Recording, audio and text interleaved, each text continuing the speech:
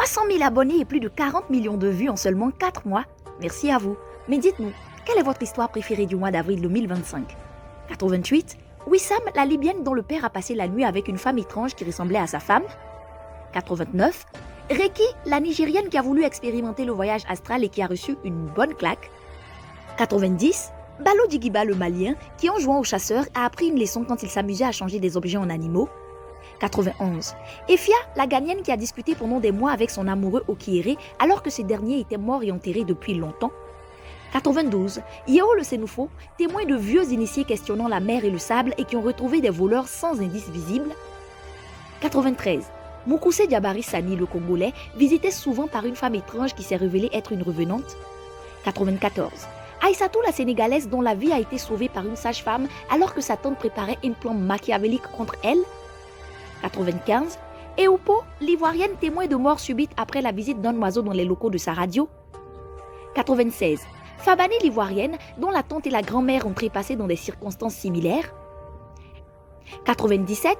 John Boy, la Burkinabé qui a vécu une nuit mystérieuse malgré son scepticisme. 98. Moutessi, la Rwandaise qui, avec son frère, ont évité de manger la mystérieuse côtelette de tante Seribania. 99. Nouné, la Somalienne qui a raconté son expérience d'infibulation avec sa sœur. Numéro 100.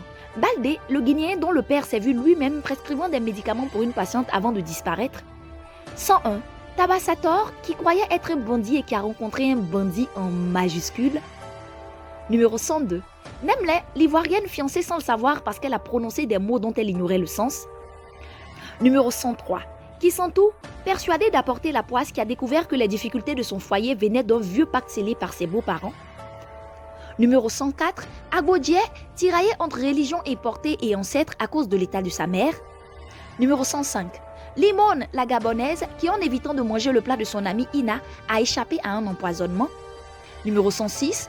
Kaïsan, la Ghanéenne, dont le père voulait divorcer d'avec sa mère, mais qui a scellé le vieux couple jusqu'à la mort par des moyens mystiques. Numéro 107. L'anonyme qui a réalisé que ses habitudes de libation quotidienne étaient la cause de ses nombreux problèmes. Numéro 108. Méliem, l'Ivoirienne dont la tante a partagé un taxi avec une femme décédée depuis longtemps. Numéro 109. Tchonté, l'Ivoirienne, qui après avoir utilisé des secrets pour attirer des hommes riches, recherche désespérément aujourd'hui n'importe quel mari, peu importe sa situation financière. Et parce que Armada Studio, ce n'est pas que des histoires mystérieuses, votre chaîne préférée s'engage pour la paix en Afrique. Très bientôt, Armada Studio posera ses valises en Côte d'Ivoire pour des élections apaisées en partenariat avec l'association de dessinateurs Tache d'encre.